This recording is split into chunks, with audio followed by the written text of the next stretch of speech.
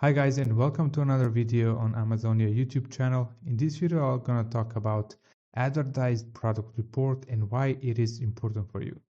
You may notice that it's available in Product tab in your Campaign Manager, but at the end of this video, you will see that this overview on Amazon Campaign Manager can completely mislead you what's selling and what's not. And stay tuned, and I'll make sure that this is very valuable for you. Now, this is an overview of Campaign Manager by itself. So you can navigate. So usually you're on, you're on a single country tab, and you can go to the products or targeting or budgets. I'll be covering that in our next videos. But in the products tab, you can see all the products that are currently selling in that marketplace. You can sort it by sales, and when you expand here on this little arrow, you will see all the campaigns that are associated with that product. Sorry, my voice is a little bit down. So yeah, let's go and find that report, and let me show you why this is okay for an overview, but the real data is hidden. So to navigate and find that, you should go to your sponsored product, add reports, and then under report category, select sponsored products, and down below select advertised product.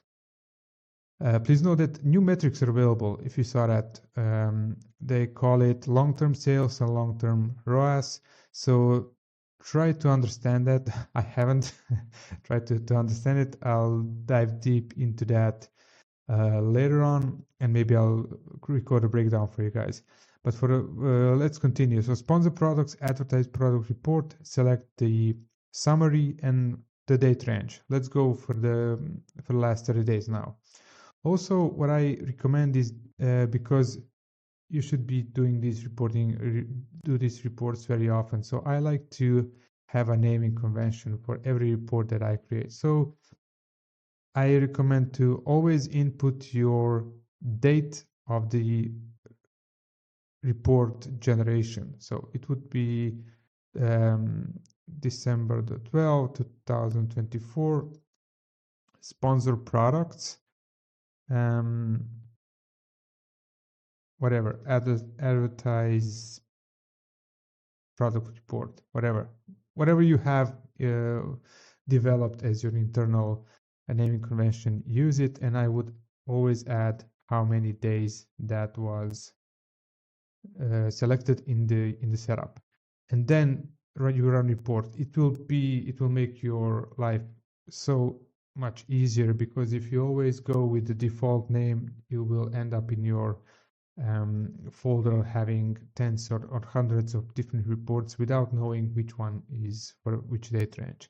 When you run report and download it, this is what you will get. Now I simplified it. I removed campaign names and blanked the product info, but the point is that these are the most important metrics that you have to look at. Now you can play with the data and sort by impression, clicks, click-through rate, cost per click, or maybe I like to focus on conversion rate and some of the others. To make things easier, what I would also love to do, what I do always in these reports, if you're in Excel, go to, let's add some colors just to make it more visible. Now you can see that the best conversion rate is in green, and the worst, which is 0, is in red. It makes your life easier because you can easily spot some outliers. These 30 are the ones that are branded, so they're not really a real life scenario. Branded campaigns always perform the best. What is important to note here is that I typically sort this report by advertised SKU, because here you can see many different SKUs, same SKUs advertised in different campaigns, and then you can easily see that for a specific campaign type, you have low ACoS or high ACoS. So the same product, different campaign types, different match types, different setups, different CPCs. But when it's laid down like this, you can easily compare and say, hey, my sponsor product is much is more cost effective than my video ads, so maybe I should focus there. It's similar ACoS or whatever, but then you have to take into account the number of orders and click-through rates and conversion rates and whatnot. So it's really good breakdown for you to compare performance across different campaigns in your account. Also, what's good to note here that let's go and, for example, select orders. Let's see if there what we will see if we select only the advertised products without any orders in last 30 days. Boom, all red. Okay, so we have how much of ad spend here. We have 160 euros in 30 days. It's not a fortune, but still it's a wasted spend of 130 euros. Something that struck my eye immediately is this one. Okay, 50 clicks, no sales. It's not huge spend, but if we have 50 clicks without any sale, that's a big red flag. So what's happening? So you want to go ahead and see if that's a certain ad, a certain product within a campaign. If you have several different products advertising in the same campaign, go ahead and see maybe that one is just not worth testing, not worth advertising, or if it's just a variation of some main product under the parent ASIN, you may want to exclude that one and just leave the only added to have advertised only those products that are best performing in terms of clicks and cost per click and conversion rate and sales. Yeah.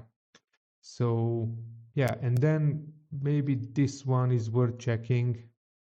Still, again, low ad spend, but something that's worth checking out why some of these are not performing. Okay, let's remove that filter now, and I want to focus, for example, let's do this one. I've selected this one from the campaign manager. When you take a look at this ASIN, you cannot see it, but this ASIN, and in the campaign manager, what you can some of the conclusions that you can make are these. So it's 4.26 conversion rate, decent number of clicks. This is the spend, solid ACoS, and I'm killing it. I'm sending 59 of these per month. And you could easily say, hey, let's boost this product. I want to advertise more because this is something that I can work with. This ACoS is good for me, and it's a good amount of sales on a monthly level. But what happens is that when you create a pivot table here, what I want to accomplish, I want to see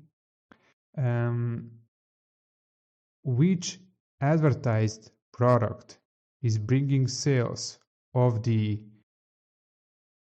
same SKU and the other SKU, and you'll be surprised what you can see there. For example, here you can see that advertised ASIN is sold 36 times in 30 days, but some other SKUs from your catalogs are sold almost twice as much, so 61.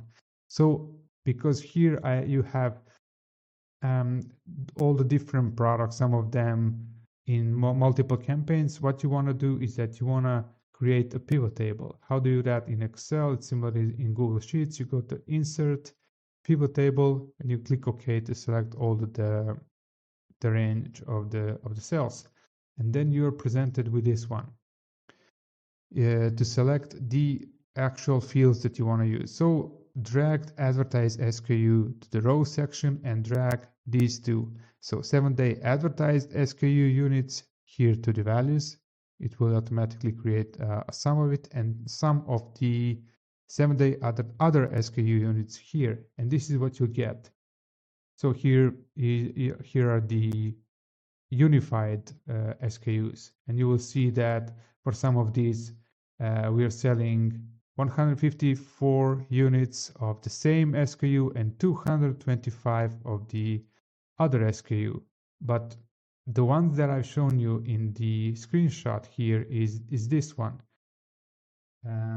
So it's selling 59 units, as you can see, 59 units a month. But out of those 59, only 9 are from the advertised SKU and 50 are the other ones. So pretty valuable data.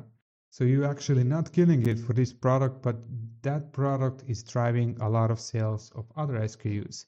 Now, the point of this report is now two outcomes. One, you cannot rely on campaign managers' data to see and understand what's happening in your account. If you're not using some advanced software that can pull this for you, you should use these kind of reports on a regular basis, like every 2 weeks, every month, whatever depends what's more suitable for your account in terms of the volume of clicks. Are you getting 100 clicks in a week or a month or a day? And then adjust your time frames, how often you would like to, how often you must pull these kind of reports. Now, the second part is that you want to discover which products are these 50 ones. Are those completely different products from your catalog? If you're, I don't know, advertising candles and this is, I don't know, rose smell and nobody's buying rose, they're buying vanilla or whatever. There are, I hate that, but different perfumes, whatever. And you want to see which ones are actually selling the best. To do that, you have to pull the purchased product report, and that video I will link it. You in that video you can see how to actually find the very specific information on which ASINs are being sold after people are clicked on your advertised ASIN. There are two outcomes here. It could be that people are just selecting different size if that's available, or it can be just a different variation if you variated them, or they navigated away and bought something else from your store. So that would be it for today's video. I hope I was clear about it. Let me know what you think. Familiar yourself with Excel. There are many videos online that can help you. You only need several functions like pivot tables, some of the VLOOKUPs, and a few other things, and you're going to be more than skilled to move around through the advertising reports. Stay tuned because more info is coming up your way, and have a good day. Bye.